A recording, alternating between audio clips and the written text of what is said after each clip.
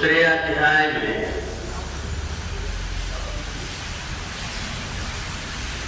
भगवान ने सांख्य योग का वर्णन किया। दूसरे अध्याय में अर्जुन बड़े आश्चर्य में पड़ गया भगवान की बात सुनकर के। भगवान ने सबसे पहले बोला, असोत्यान्नस्वतस्त्वं प्रज्ञावादान सुभाष्ये गतासून अगतासूनस्य नान सोतन्ति पंडिता। भगवान कहते हैं अर्जुन, बातें तुम ऐसी कर रहे हो जैसे बहुत बड़े ज्ञानी हो, परंतु इतनी मूर्खता तुम्हारी बातों में भरी हुई है। जो अज्ञानी व्यक्ति भी उतना समझता है। अर्जुन बड़े आश्चर्य में पड़ गया। अपने आप को मैं बहुत समझदार समझता हूं और भगवान ने एकदम से मेरे को मूर्ख कह दिया। भगवान ने ये संसार और जीव के विषय में बताया।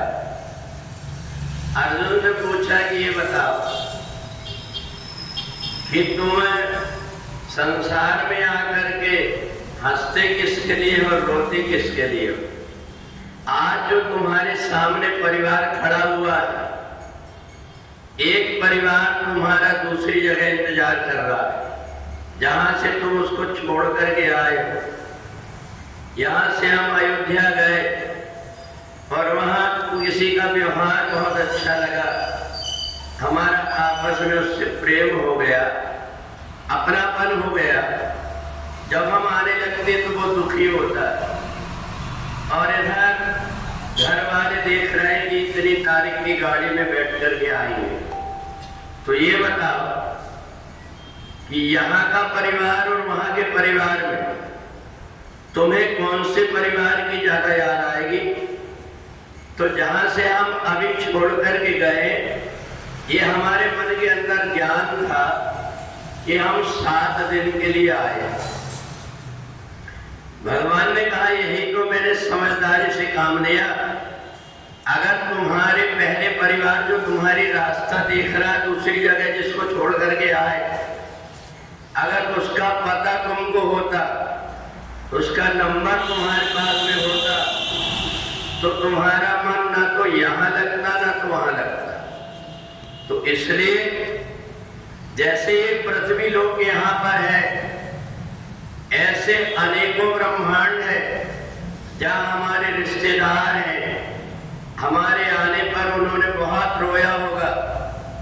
आज यहाँ जहाँ प्रसन्न हुए अपने को देख करके, यहाँ से जब हम जाएंगे तो यहाँ के लोग रोएंगे। तो ये तो जीवात्मा सफर में आता है और सफर में आकर के फिर चले जाता है। इतना है, कुछ अज्ञानी व्यक्ति यहाँ आकर के आत्महत्या कर लेते हैं। तो आत्महत्या करने वाले व्यक्ति फिर ऐसे कुत्ता बिल्ली बन करके उतना जितने दिन का उनको वीजा मिला हुआ है, पासपोर्ट मिला है, वहां तो जा नहीं पाते, इसलिए यहीं पर भटकते रहते हैं।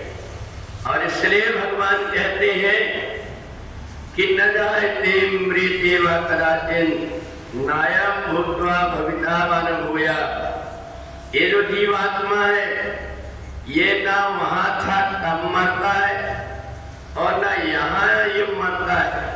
मरता क्या है? केवल शरीर और ये 5 तत्वों का बना हुआ शरीर। ये शरीर चाहे आज मर जाए, चाहे 10 साल बाद मर जाए, फर्क क्या पड़ता है? यहाँ के परिवार में आज प्रेम है, दूसरा परिवार उसकी रास्ता देख रहा है। जब ये वहां जाता है तो वहां जाकर के प्रसन्न हो जाता है।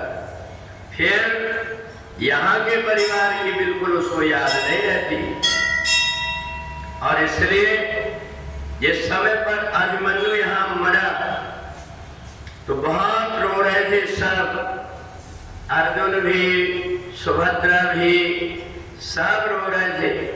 परंतु भगवान ने कहा, चलो अब मैं तुम्हें लेकर के चलता हूं जहां अभिमन्यु, वहां जाकर के देखे तो वो छोटे छोटे भाइयों के साथ में खेल रहा था। जैसे अर्जुन को देखा दौड़ करके, ये कौन आ गया धनुष बाण लेकर के, अपनी माँ की गोद में जाके छिप गया। अर्जुन ने बहुत बुलाया, इधर आ, मैं तेरा बाप हूं, का बाप हूं। उनने कहा राजा तेरे जैसे कई बार मैं भी तेरा बाप बना हूंगा। अर्जुन को ज्ञान हो गया कि सचमुच में ये तो अज्ञान में भटक रहा था। तो इसलिए यहाँ संसार में आकर के अज्ञानी व्यक्ति भटकते रहता है। अज्ञानी व्यक्ति जितने दिन यहाँ रहता है परमात्मा की याद करते रहता है। परिवार चाहे यहाँ बना हो, चाहे जहाँ से छोड़ करके आए हो, वो एक ना एक दिन तुमसे छूट जाएगा। परंतु जिस परमात्मा के सत्संग में बैठे हैं, ये हर जन्म में तुम्हारा साथ देगा, हर समय खड़े रहता है। इसलिए समझदार व्यक्ति जितनी मोह माया परमात्मा से करना चाहिए उतनी परमात्मा से करता है, सर परिवार से नहीं करता। सबकी ममता ताज बटोरी, तुम्हें अपनी माँ से, पिता से, बेटों से, जिनसे भी प्रेम है, वो सब नाता तुम परमात्मा से जोड़ दो।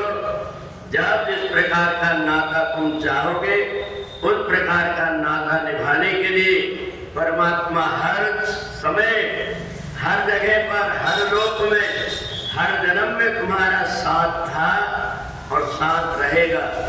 तो इसलिए ये जो जीवात्मा है, पहले जन्म था अपना, जो उसकी रास्ता देख रहे परिवार वाले, उनकी याद भूला हुआ, इसलिए आप खोया है, और नहीं तो उनके लिए परेशान होते रहता।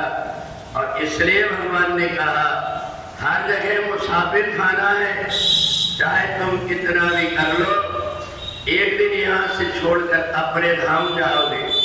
संसार में आकर के जो दूसरे लोग में तुम्हारे अपने थे, अगर वो यहाँ पर आकर के तुम्हारे जैसे जन्म लिए हैं, तो अकस्मात तुम्हारा उनसे अपने आप प्रेम हो जाएगा, अपनापन लगने लगेगा। समझ लेना चाहिए कि ये मेरे परिवार का ही किसी ना किसी जन्म का सदस्य है। तो इसलिए यहाँ करके परमात्मा के अतिरिक्त कहीं भी अपने मन को लगाए तो एक ना एक दिन बैठ करके रोना पड़ेगा। आज नवरात्रि की सप्तमी, जिसमें कालरात्रि देवी की पूजा होती है, आदि शक्ति भगवती जगदम्बा ने जब काली का रूप धारण किया, उनके रूप को देख करके सब भक्त डर रहे थे। इसलिए एक हाथ से माता अभय दान देती है, ये रूप तो मैंने दुष्टों के लिए बनाया है, तुम्हारे ऊपर तो मेरी ममता और करुणा हमेशा बनी रहेगी, क्योंकि तुम मेरा ध्यान करते हो, चिंतन करते हो, मेरे को स्नान कराते हो, अपने परिवार जैसे मेरे को भोग लगाते हो, मेरे कपड़े बदलते हो, सारा काम करते रहते हो। जहाँ जहाँ भी तुम जाते हो, वहाँ वहाँ मेरी दृष्टि तुम्हारे ऊपर बनी रहती है। तो इसलिए कालरात्रि के रूप में भगवती जगदम्बा की पूजा होती है। जिस समय आदि शक्ति भगवती जगदम्बा ने देखा रक्त बीज का वध हो गया है, सोम और निशुंभ नाम के जो दानव है, ये बड़े शक्तिशाली है। इसलिए जितने देवता है उन सब की शक्तियां आकर के और भगवती जगदम्बा के साथ में युद्ध करने लगे। ये देख करके निशुंभ घबरा गया। आदि शक्ति भगवती जगदम्बा ने जिस समय पर निशुंभ का वध किया, अब तो शुंभ भाग करके अपनी सेना लेकर के चला गया। आदि शक्ति भगवती जगदम्बा ने देखा कि अब केवल एक दानव बचा हुआ है, तो इसलिए आदि शक्ति भगवती जगदम्बा ने जितने भी अलग अलग रूप अपने बनाए थे, वो सारे रूपों को एक में समेट लिया और मंद मंद मुस्कुराते हुए पर्वत पर बैठ करके के शुंभ के आने का इंतजार करने लगी। तो इस प्रकार से ये नवरात्रि के पर्व में भगवती जगदम्बा के 9 अलग अलग रूप हैं जिनकी पूजा होती है और जिसे हम नवरात्रि कहते हैं।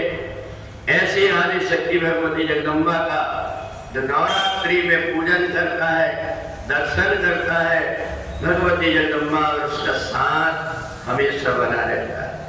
बूढ़ी जगदम्बा मैया की